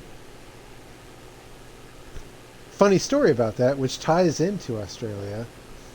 Um, there was I don't want to get too specific here, but there was a hotel in my area that had a name that referenced, it was the name of a coast in Australia.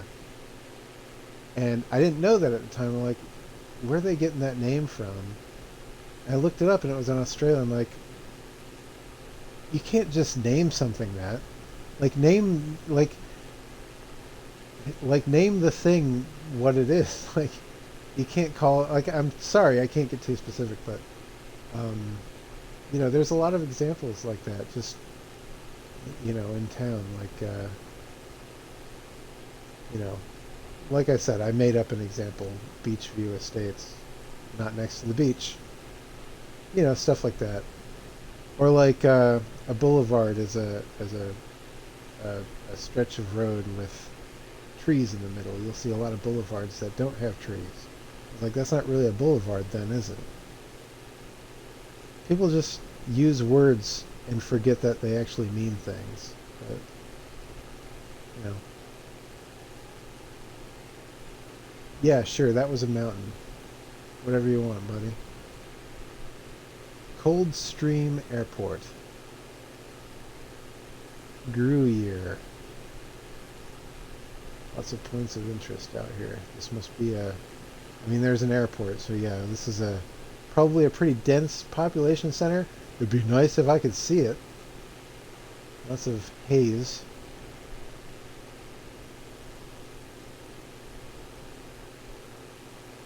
Can't see much. There we go. Oh man, this is like a... This is a... This is a... It's you know what? It's a sparsely populated... Or, sparse... It's a sparse population center. It's not densely packed like you would expect a population center to be.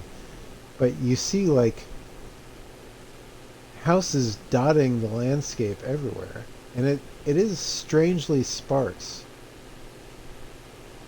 It's kind of like what would happen if you combined suburbia with farmland. And honestly, that's probably exactly what it is. You got an airport like right in the middle of it, which is really strange. Coldstream Airport.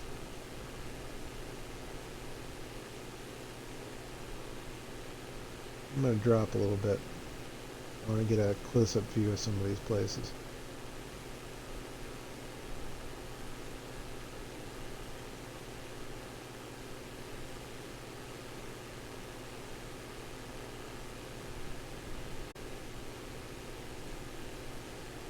Okay, yeah, now we're getting to the population center. I see ahead of us. I think we might be getting close to Melbourne. I'm not good at geography, and I'm especially not good at international geography. Uh, and I don't know if a point of interest will tell me if we're in Melbourne or not.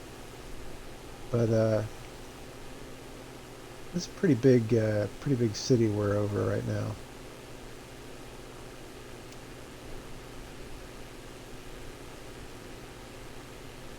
I don't know. We're still almost 50 nautical miles away from Bacchus Marsh, which I believe to be a suburb of Melbourne. So this probably is not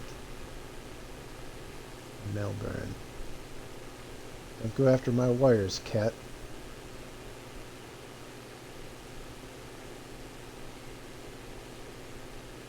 Yeah, I know, right? I'm bad at geography. Let's go look at it. What a good idea for a stream.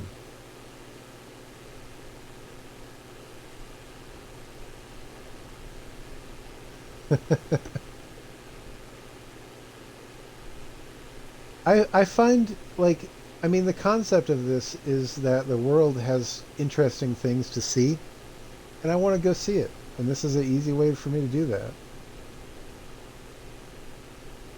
Looks like we have maybe some kind of a track here, like some kind of like dirt. I don't know. You know what? In my head, I'm going to say that's a BMX track, dirt bike track or something. Sure, why not? BMX, I have a feeling that BMX is probably pretty popular in Australia. Churnside Park. Yeah, so kind of a sightseeing tour, but not the same sightseeing tours that everyone else would do.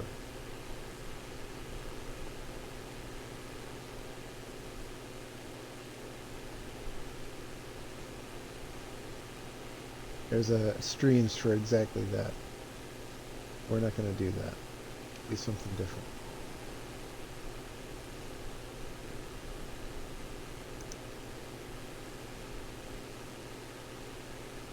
Cats are getting antsy. I get it, guys. 2-hour flight. We just hit the 2-hour mark, by the way. Still about 40 nautical miles away. Man, that wind really pushed us off course. Struggling with the cloud cover and everything.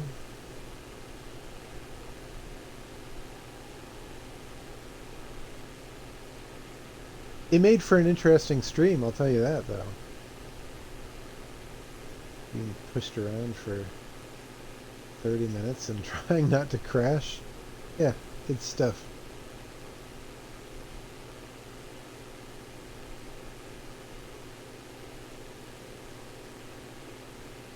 Warrandyte South. And then you got Warren Wood. Yeah, Warren Wood and Warrandyte. That's strange. Yeah, lots of points of interest out here. Ringwood North, Park Orchards. Ooh, nice. That has a nice ring to it. Warrandyte. Wonga Park. Wonga. Orchards. Kind of curious about Park Orchard. Now there's suburbia. That's suburbia right there, man. Yeah.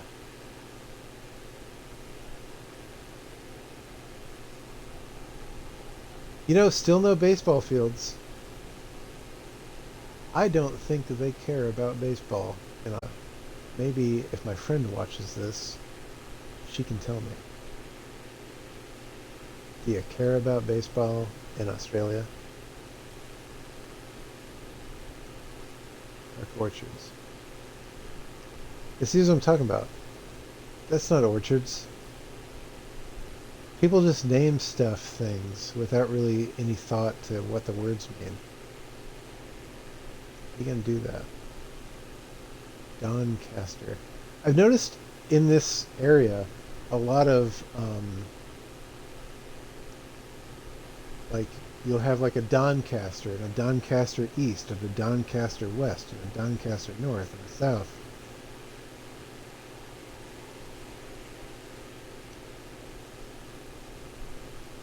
So they're very, you seem very directionally oriented in Australia. Like everything's like a, you know, I bet you it makes it easier to get around. Like if you need to get to, you know, Blackburn North and you're in Blackburn South, well then go north. So I bet you it makes it easier to get around. It's actually not a bad idea.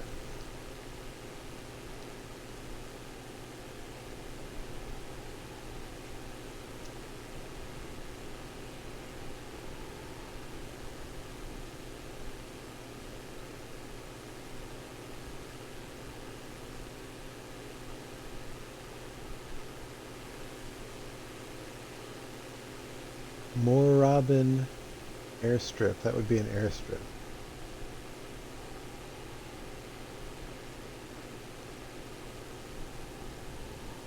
A lot of these big green areas are usually going to be golf courses, but they look like a golf course to me. It could just be a park.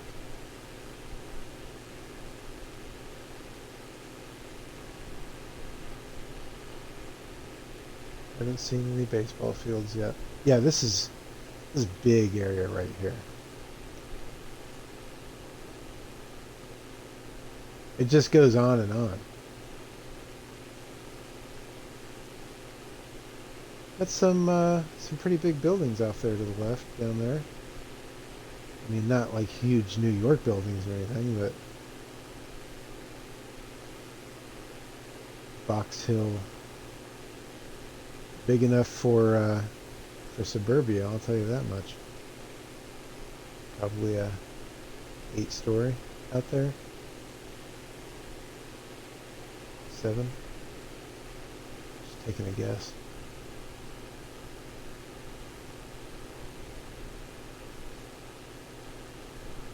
Mont Albert.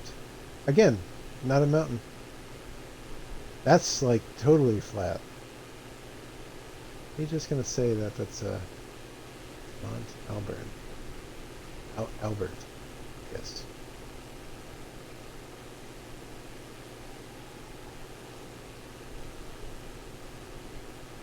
I suspect that since we're getting closer to my friend's neighborhood, that she probably is recognizing a lot of this.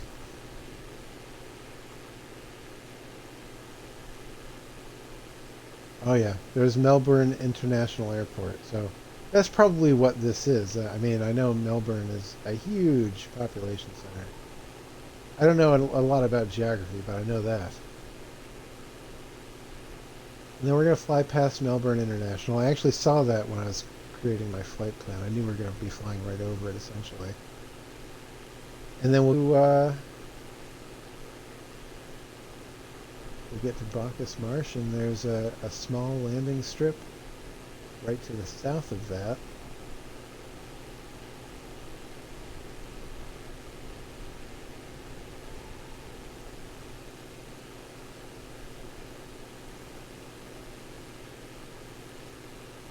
This kind of looks like an old golf course.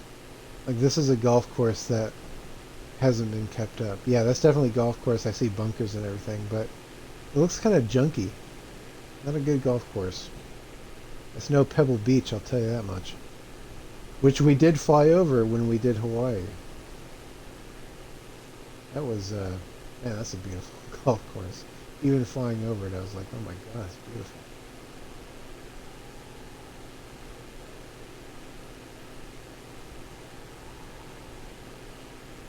Man, huge population center. This is insane.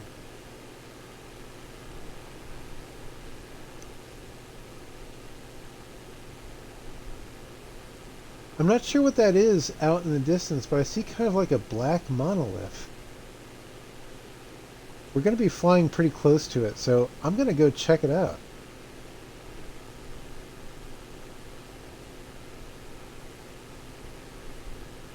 It's like an incredibly tall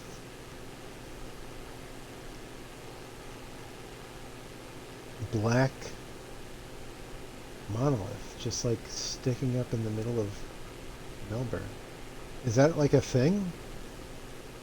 Do they have like I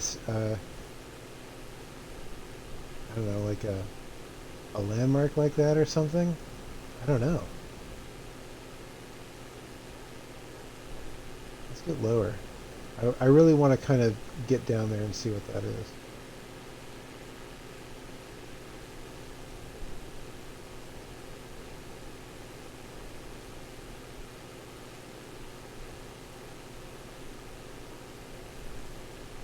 It looks too tall to just be like a building. I mean, I guess it could be. That's probably what it is, but man, that really is quite tall. And it does stick out like a sore thumb, huh? Coburg. Something in Coburg. I guess it's a building, but man, it really does. You know, like a lone building, like a lone skyscraper in the middle of a bunch of like suburban houses looks weird. It just looks weird.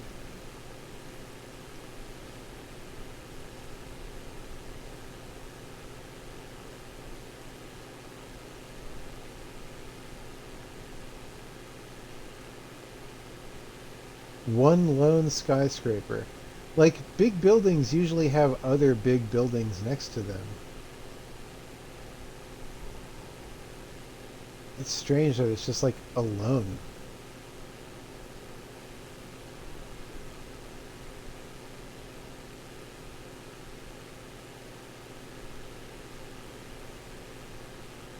Getting really low.